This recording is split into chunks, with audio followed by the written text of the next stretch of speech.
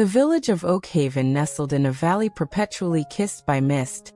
Shadowed by the ancient stone bridge crossing the Whisper River, everyone knew the bridge belonged to Erlik. A figure spoken of in hushed tones, more a force of nature than a man. His toll wasn't coin. It was something far heavier each year, by the blood-red moon of autumn.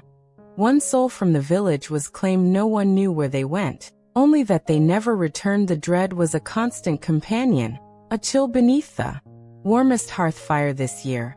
The fear was sharper, more personal, for young Elara, beloved daughter of the woodcutter Tomas, had fallen gravely ill just as the leaves began to turn crimson and gold. Tomas watched his daughter's breath grow shallow, her vibrant eyes dimmed by fever. The village healer shook her head helplessly. "It's beyond my herbs, Tomas," she murmured. "It carries the chill of the river mist." The touch of the toll. Despair threatened to drown Tomas. He couldn't lose Elara, his bright spark in a world overshadowed by Erlik's grim bargain. Then an old fragment of lore, whispered by his grandmother long ago, surfaced in his panicked mind.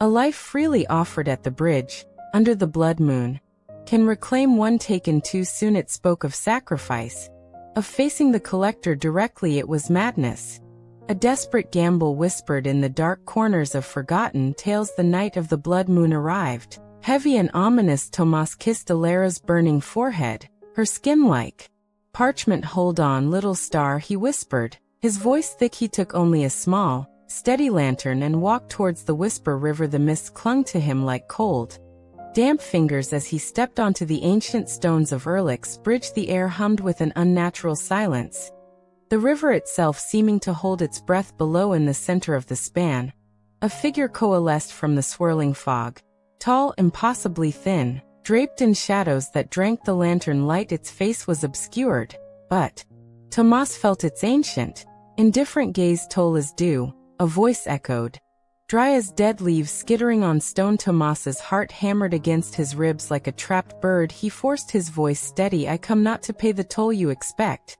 he declared, the words echoing strangely in the stillness. "I come to offer myself. Take me instead. Spare my daughter. Elara, her life is just beginning. Mine is given freely for hers." He held the lantern higher, its small flame guttering bravely in the oppressive gloom. The shadowy figure remained motionless for a long, terrifying moment. The silence stretched, filled only by Tomas's own ragged breathing and the distant, mournful cry of an owl. The collector tilted its shrouded head. "Mortals offer many things," it intoned, its voice devoid of warmth, fear, pleading, rage. "Rarely this a trade freely chosen. Knowing the cost is oblivion." It seemed to lean closer, the shadows around it deepening. Why offer your sunrises, your breath, your very essence for another?" Tomas thought of Elara's laughter like bells, her small hand trusting in his, the fierce, boundless love that filled him. "Because her life is worth infinitely more than my own," he answered, simple truth ringing clear in the heavy air. "Because love demands no less than everything." A profound stillness followed his words. The oppressive weight of the mist seemed to lessen. The collector straightened. "The toll of Erlik is ancient," it whispered, the dryness gone, replaced by something almost like respected as balance. "It is the deep magic of exchange. Your offering is pure, unburdened by debt, fueled only by sacrifice." The figure raised a hand, not threatening, but almost benedictory. The scales tipped. "The child's thread is not yet severed. Go. Your toll is paid in a currency rarer than souls." Before Tomas could react, the figure dissolved into the mist like smoke, leaving only the scent of damp stone and an echoing silence. Tomas stumbled back across the bridge, the lantern trembling in his hand. Had it worked? Was it a cruel dream?